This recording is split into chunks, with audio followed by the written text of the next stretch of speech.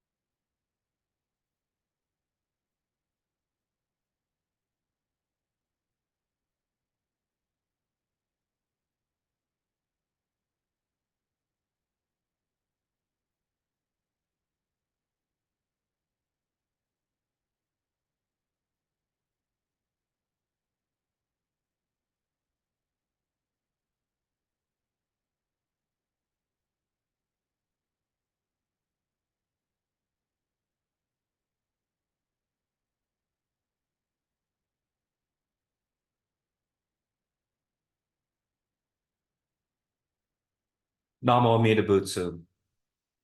Namo Amida Butsu. Namo Amida Butsu. Namadats, namadats, namadats, namadats.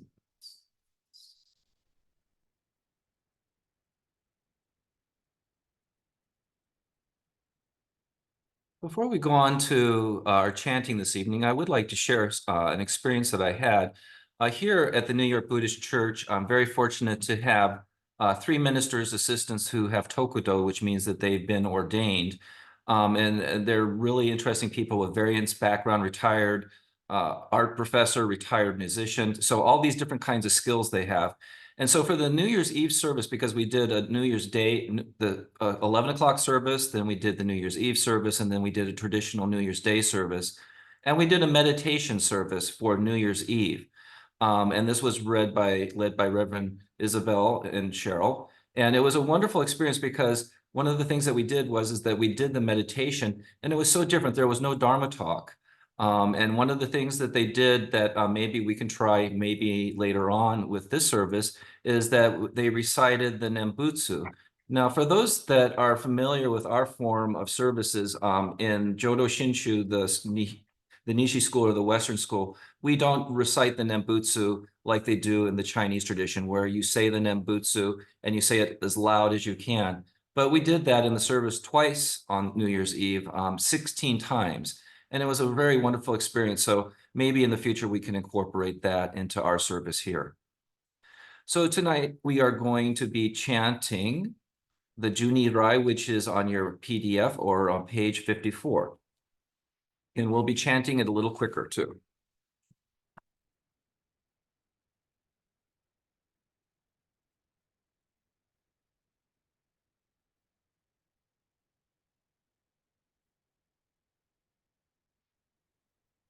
Genshu Tennin Shokugyo Amida Senryo Zokuson Zai Mimyu Andako Muryo Bushi Shuinyu Konjiki Shinjo Nyosen no Shama Tagyo Nyozobu Ryomoku Jonyaku Shorenge Koga Chorai Mirason Menzen Enjo Nyomangatsu 以降有尿千日月、小尿天空くしら、子が将来みらそん、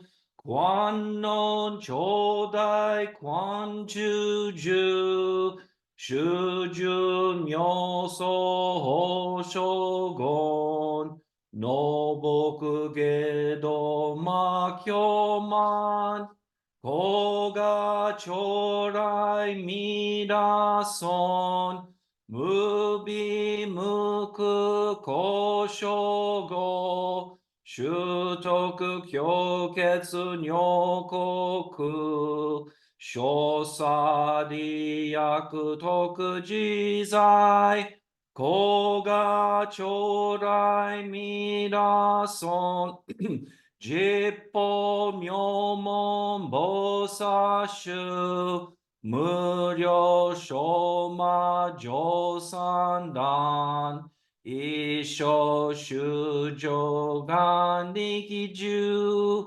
子が将来みらそん、本体保険知書系、前言症状妙在座、おひざ上如線の、子が将来みらそん、実法将来勝負し、権限人図深夜なく、戦後草原上業、子が将来みらそん、小無常無我と、薬女水月伝女論、一種説法無明寺、子が将来みらそん、一尊仏説無悪名、薬無女人悪道夫、主任死心教非尊、子が将来みらそん、一尊無料法勉強、無少種悪知識、往生不体死菩提、子が将来みらそん、合説非尊愚読寺、修善無変、如海水、小逆前言、小乗者、エセ種、上、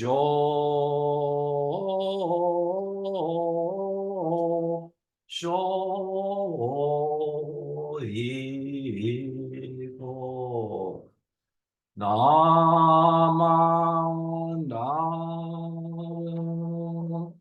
なまんだむ、なまんだむ、なまんだむ、なまんだむ、なまんだむ、願にしく読、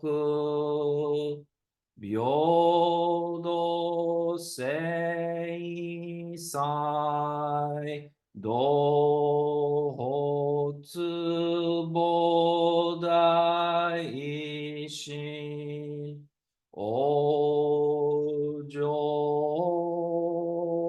あーなと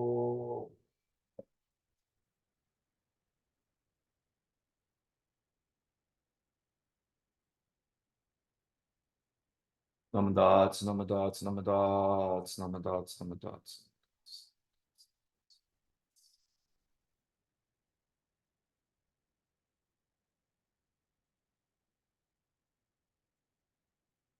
So good evening again, everybody, and welcome. As I mentioned earlier, that tonight's talk is going to be on a kind of an unusual subject matter. I'm going to be talking about what is American Buddhism. A lot of times people will say, well, what form of Buddhism do you practice? What form of Buddhism does Ekoji practice? And we all are very familiar that it's Jodo Shinshu Buddhism, which originated from Japan over 750 years ago. But then people will ask me, well, is there like one larger school of Buddhism? Is there a different school for people that are born and raised in America? And I think it's an interesting question to ask. And one of the reasons that I picked the subject matter is that every temple that I've been a member of over the years, including Seattle, or whether I served it as a capacity as a minister or a minister assistant, every temple has its own characteristics. And I have to be honest that when I came to New York, of course, this is in New York City in Upper Manhattan, I was taken aback by how different it is. And it's not in a bad way or a good, it's in an interesting way. It's a very New York form of Jodo Shinshu Buddhism. And for here, one of the questions that the bishop asked, and he will be visiting us at Ekoji just here in over a week, is that he goes, well, the New York Temple is in Manhattan. Why don't you have more members? And for those that might be curious, that our membership is approximately the same size as Ekoji's, which is surprising that we are in Manhattan and that we don't have a huge Sangha.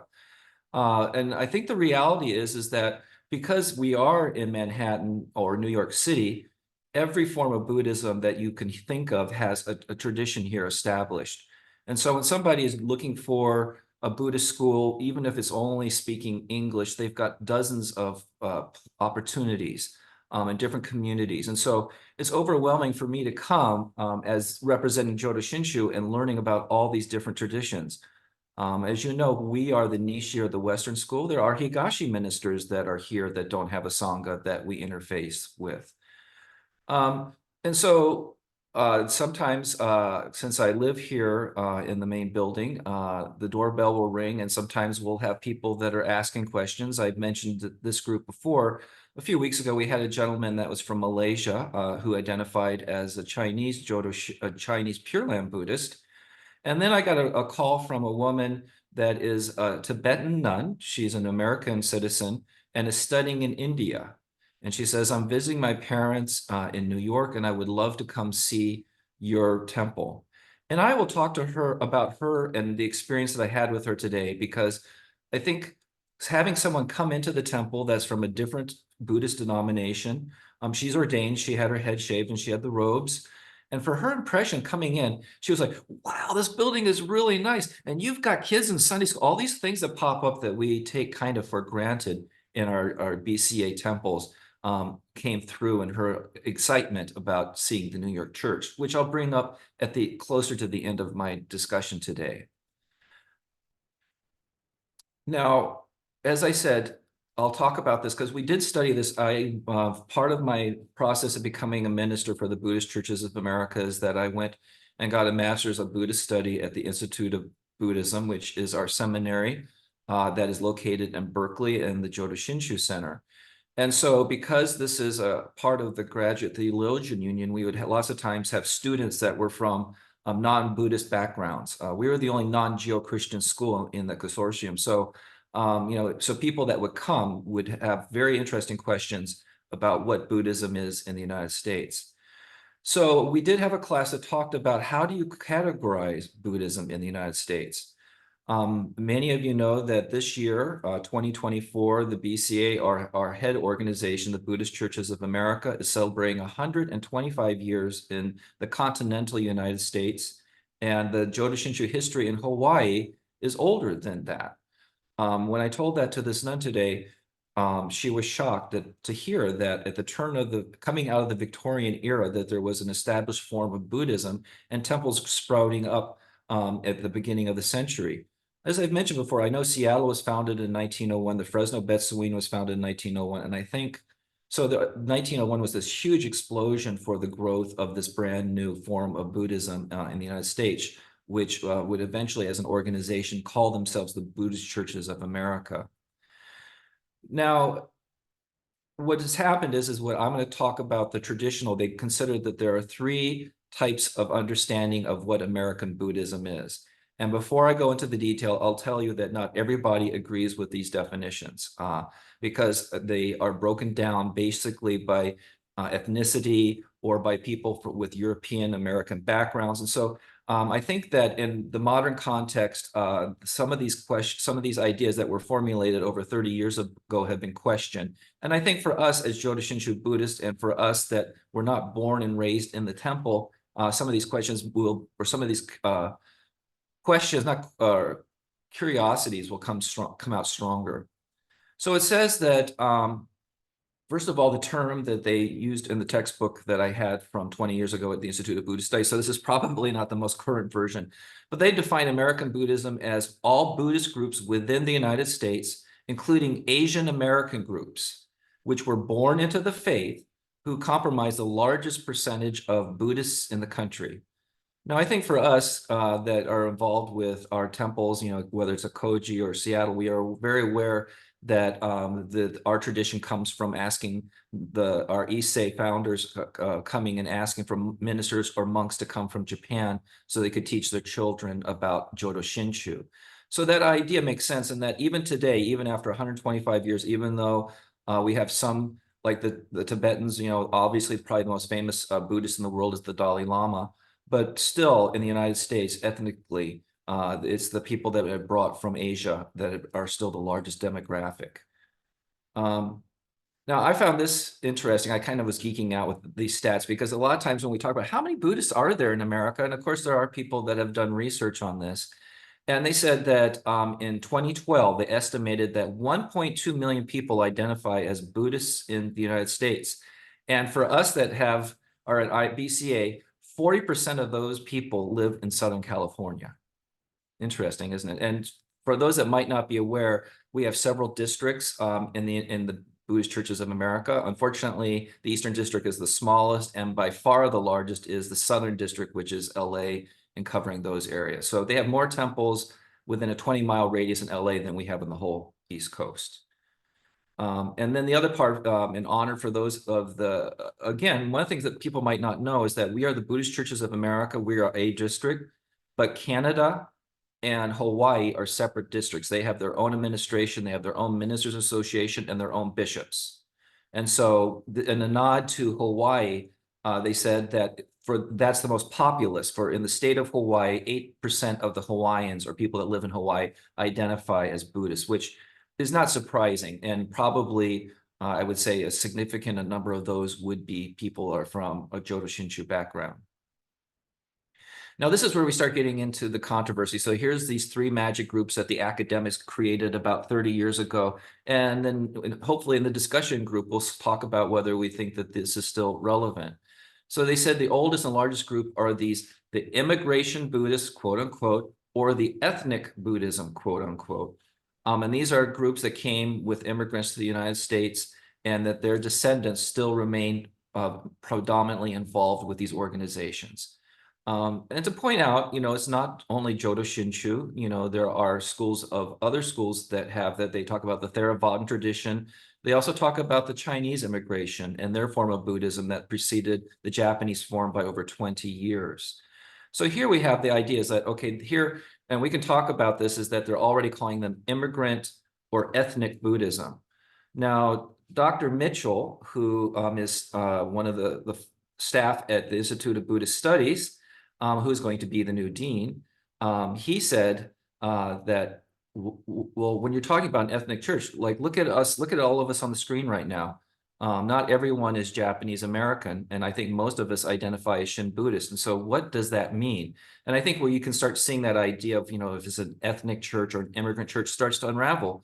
Because one of the things that I like to point out to people that ask about our school is that even if you are Japanese American, the younger kids are now third and fourth generation. There's a lot of interracial marriage, and the grandkids can be of mixed heritage. So this whole idea of the ethnic church, there's something, and this is something we can talk about the discussion, I'm really prompting our discussion here, is that, well, I'm not Japanese American, and that's why am I going to temple? Why did I go as far as going into the ministry? So there is something inherently that is universal, that goes beyond the original group that it has. And this is some of the questions that Dr. Mitchell has also talked about. Now, this second group is something, hi Norty, sorry, I can see you. uh, the second group is one of the more interesting ones. And again, I think this has changed over time. And they said that it is the import Buddhist is what they call it. And they said these are the most visible Buddhists. And so they call it import, like importing something. And they come to America in response to interest in Buddhist American converts who seek them out, either by going abroad or supporting foreign teachers. So I think, obviously we're very well aware of the Dalai Lama coming to the United States. On these articles that you read, you'll see pictures of him with the various presidents. But then I also personally think of Thich Nhat Hanh, who, was in exile from his home country of Vietnam and had retreat sites in California and New York, and of course his Plum Village in France. And so this idea that that all of a sudden you've got these college educated people, and which we can talk about in the discussion group, is that what happened is that there became a large group of white male Buddhists.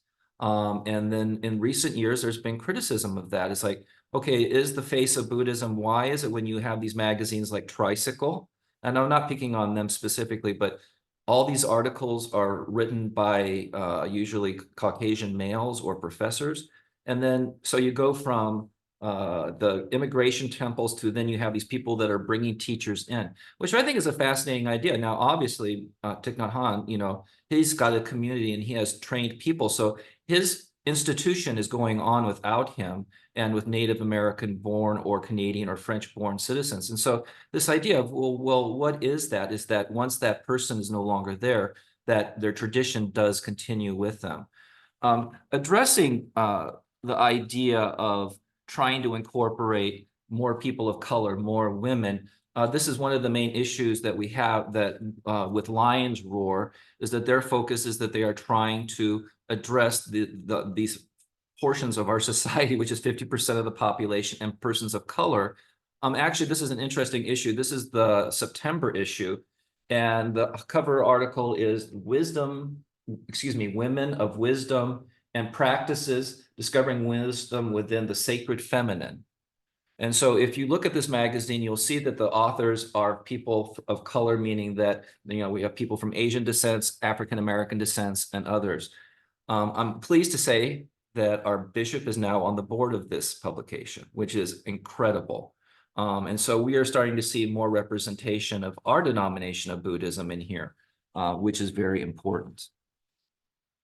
So again, the first two is the ethnic, imported Buddhism. And then interestingly enough, the second form of this Buddhism is that people in the United States become interested in the Dharma, and then they seek out and bring teachers or lamas to the United States and then create their own communities. And then the third one is called, the Buddhism is an export, or the evangelical Buddhist groups, who actively recruit people, members from outside with different backgrounds. And in this article, that, like I said, that's older, is they refer to this as modern Buddhism. Now, in my understanding, and I won't mention that there is one group that's actually changed their name recently, where they are very involved in politics in their country of origin. They have their own paper, and they purposely come to the United States and they try to get recruits. And so this is probably one of the larger forms of Buddhism. It used to be called Soka Gakkai, which was a derivative of Nichiren Shu. And so this group actually came to the United States, unlike us. And I'm not saying it's bad, or I'm just comparing as different. So you've got Jodo Shinshu, who have family members that say, would you please bring the monks so we can learn the Jodo Shinshu teachings? And then you have the national organization in Japan saying we're doing outreach internationally and that we're trying to get more people involved in our organization. And so that's what they talk about in this third group. And I think this is relatively small compared, especially to the first group, which we are part of. And one last piece of trivia. Like I said, all these articles talk about how Buddhism came to the United States, and without over simplifying it, basically Buddhism came in through England because guess what? India was a colony of England, and so what they did is the academics would go and they would start translating these sutras or these texts in Pali and Sanskrit, and then it started becoming interesting to the educated in the Victorian era. And then that slowly came across the pond. And I'll just give one example, which I found interesting. So have any of you heard of the book called The Light of Asia? Okay. Okay, and I'm bringing this up because think about this. Now, this book was published in 1879 by Edward Arnold, who was a British aristocrat, and he published this. And I had heard the name of it. It's called The Light of Asia. And what he did is he created a poem. It was in poetic form about the life and the teachings of Siddhartha Buddha. And he fluffed it up and he created a lot of, right now it's probably unreadable for us, made some, assumptions and made some stories up. But this book went through 80 editions in the United States of America and sold 500,000 copies. Isn't that fascinating? So the Theosophical Society utilized it. So there was this whole movement pre our Jodo Shinshu coming of that they sold 500,000 books on Buddhism in Victorian America. Is just mind-boggling. So then looking at our institute, our head organization, the Buddhist Churches of America, originally fully fits into the first category of the immigrant category. I'm talking that Issei Japanese or first generation Japanese wanted them for people to come. Now, one of the things that, and I try to share things that I learned at IBS because not all of this information is out there for the average member, but there was a huge uptick of interest in Jodo Shinshu Buddhism before World War II. Actually, there's footage of them having a cherry blossom parade during around Hanamatsuri in San Francisco, where over 5,000 people attended, and most of them were not Japanese American. It was a huge cultural event. And then there is a history of a Caucasian minister that served Seattle and Tacoma, Ms. Pratt. So she was actually very active. And so there were Caucasian ministers at the Betsuin in LA. So when the Japanese Americans were interned at camp, these people that we are lost to history for most of us actually would help serve and maintain the LA Betsuin would go visit the ministers and camp. And so there's this history that happened. And as we well know, with the unfortunate instance of the Japanese Americans being interned, that created this vacuum where the Japanese Americans faced incredible discrimination. And so then when they came out of camp, the temples became a refuge for them in a very realistic way, not only a spiritual space, but also a space for them to be able to feel safe. And so that big boom of interest in the general public went back down because it went back to reverting to serving the Japanese American community. Eric has told me that at the peak, BCA had about 30,000 members, and I don't know where he got that number, but that's probably right when you think about the baby boomers and places that I've served. I mean, oh my gosh, like temples like Bowls that had a Dharma school with 200 kids. This is in the middle of the raisin fields, right? And now it's gone because all those kids are gone. But there was this huge explosion. I mean, like I know Seabrook, the temple was built in 68, I think. So that baby boomer era, there was a huge explosion in the understanding of the experience of the Buddhist churches of America. So what I'd like us to talk today about in our discussion group is for those, and I'm happy that we do have people that represent the traditional families that were born and raised and even had parents that were ministers. That's such an interesting perspective to have. But many of us here have been introduced to Jodo Shinshu. And let's face it, Jodo Shinshu is not the sexiest Buddhist school around. People are like, oh yeah, you sit in pews and you don't do meditation and things like that. And so the idea, what is the driving force? What is it that makes us want to follow the Jodo Shinshu teachings? What makes us want to be part of a Sangha? And I cannot help but say that again, getting back to the Tibetan nun that visited here today, she's probably about my age, European American. And she walked in, and for those that haven't been here, it is a spectacular 1902 building that was the home to the world's largest silent movie star in the 1920s. That's the history of this building. But she came in and she said, "You have a safe space."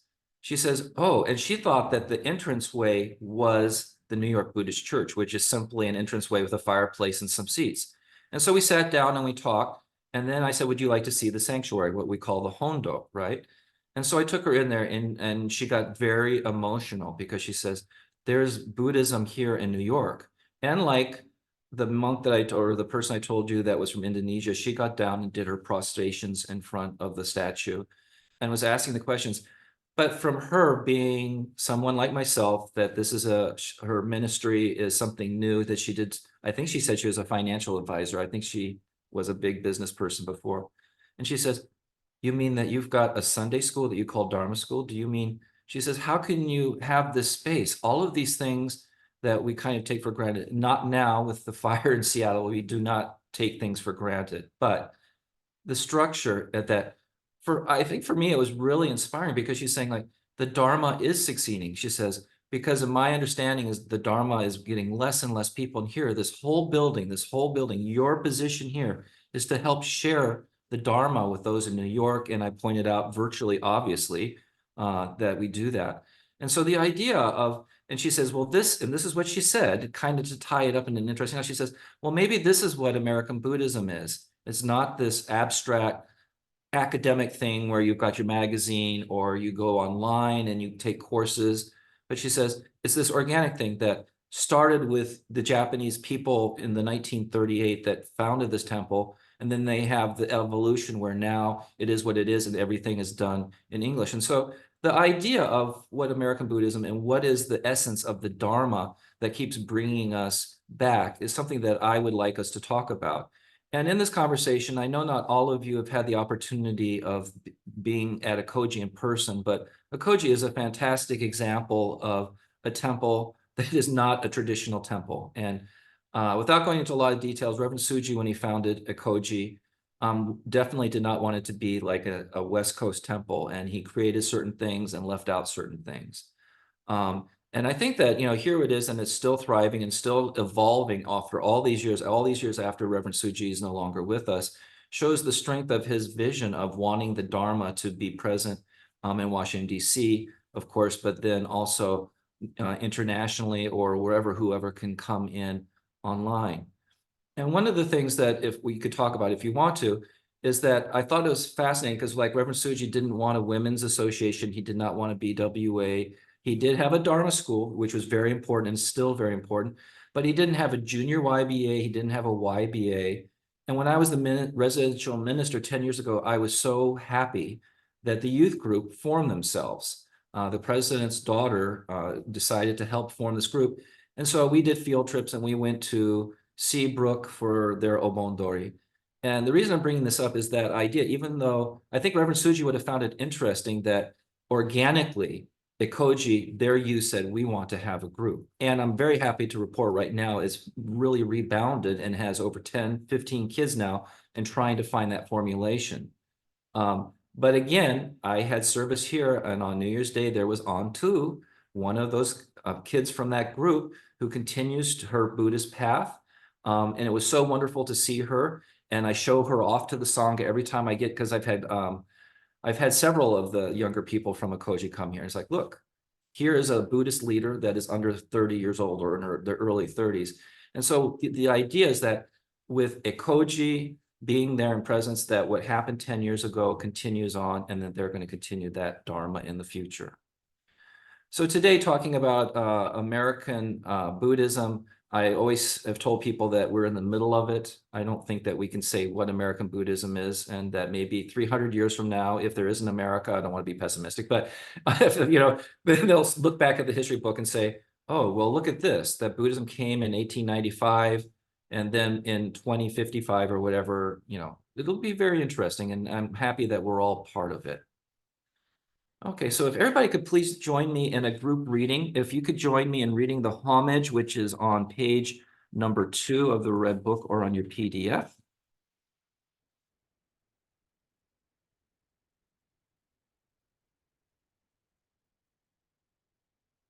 Hard is it to be born into human life. Now we are living it. Difficult is it to hear the teachings of the Blessed One. Now we hear them. If we do not gain an anticipation in this present life, we may not be freed from inferring in the ocean of birth and death for kalpas. Let us reverently take refuge in the three treasures. We go to the Buddha for guidance. May we always walk in the way that leads to enlightenment. We go to the Dharma for guidance. May we be submerged in the depths of the teaching and gain wisdom as deep as the ocean. We go to the Sangha for guidance. May we all, with one accord, live the life of harmony in the spirit of universal oneness, freed from the bondage of selfishness. Even through myriads of kalpas, hard is it to hear such an excellent and profound teaching. Now we're able to hear and receive them. Let us try to understand the Tathagata's teachings. Namo Amida Butsu. Namo Amida Butsu. Namo Amida Butsu.